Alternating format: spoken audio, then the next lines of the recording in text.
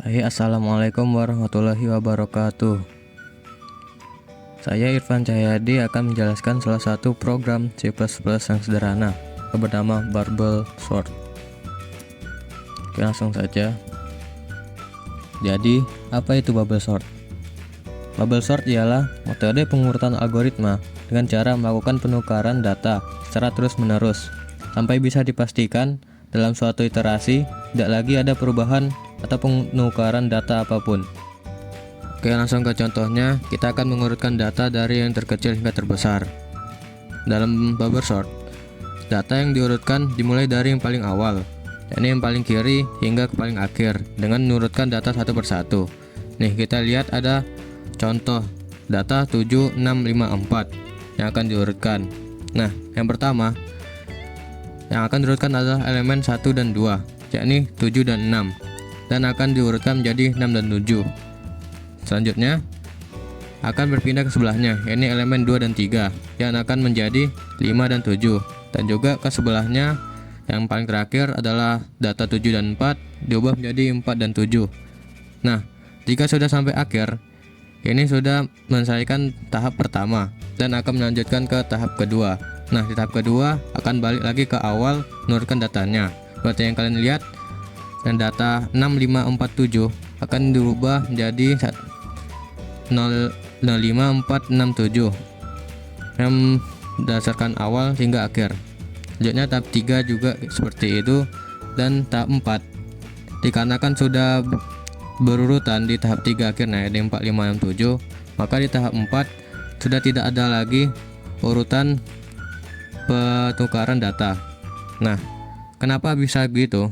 Padahal di tahap 3 ini sudah berurutan, karena Bubble Sort ini melakukan loop sebanyak elemen yang dipunya. Misalnya elemen yang punya sebesar 4, maka loop yang terjadi sebesar 4 juga, hingga iterasi tidak lagi ada perubahan maupun penukaran. Nah, jadi apa sih kelebihan dan kekurangan Bubble Sort ini? Nah, yang pertama ada kelebihannya, yakni yang pertama, proses perhitungan Bubble Sort ialah metode yang paling sederhana. Terus yang kedua, algoritma Bubble Sort sangat mudah dipahami. Dan yang ketiga, langkah ataupun tahapan pengurutan datanya itu sangat sederhana. Nah, selanjutnya ada kekurangannya. Kekurangan Bubble Sort itu adalah yang pertama, walaupun dianggap sederhana, metode perhitungan Bubble Sort termasuk yang paling tidak efisien, dikarenakan proses pengurutan datanya dilakukan satu persatu dari paling awal hingga paling akhir. Terus yang kedua ada ketika jumlah datanya sangat banyak atau dalam jumlah yang besar, maka proses perhitungan akan semakin lama karena pengurutan data dilakukan secara satu persatu. Dan selanjutnya ada yang tiga, jumlah pengulangan akan tetap sama sampai ke data terakhir walaupun data sudah terurut, seperti contoh yang sebelumnya.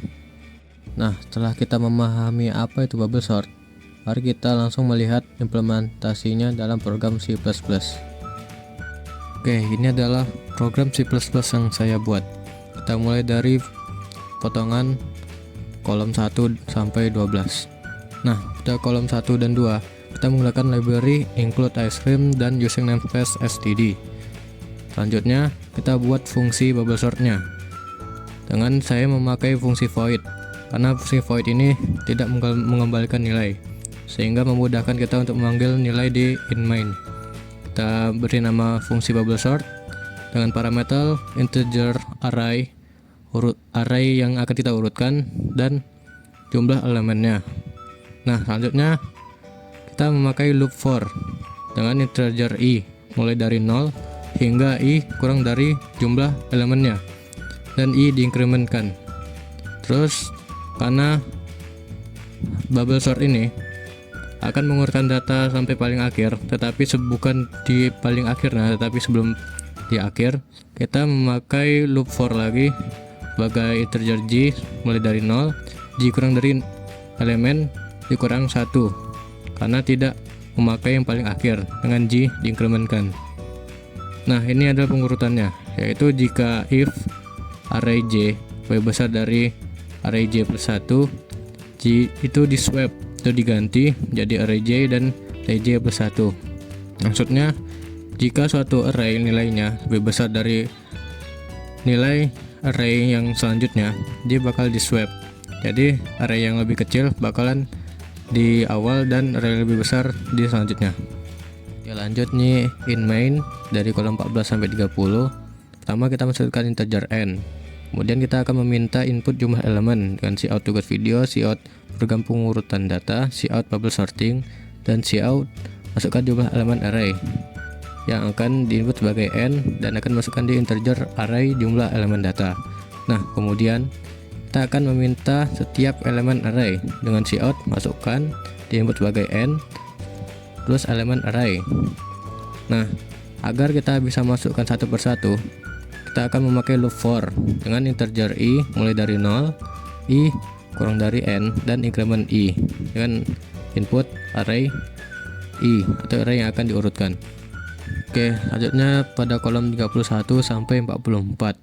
Nah, yang pertama kita akan memanggil fungsi yang sudah kita buat di awal tadi dengan menginputkan nama fungsinya, yaitu bubble sort array, kemudian jumlah elemennya n.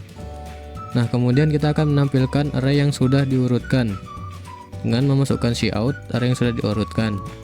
Nah, supaya bisa diurutkan satu persatu, kita memakai loop for dengan integer i sama dengan 0, i kurang dari n, dan increment i. Kemudian cout array yang sudah diurutkan, terus space sheet, dan kemudian kita return run. Nah, jadi jika kita menjalankan programnya, akan muncul seperti ini. Dia akan meminta jumlah elemen array dulu. Katakanlah kita akan mengurutkan 3 data.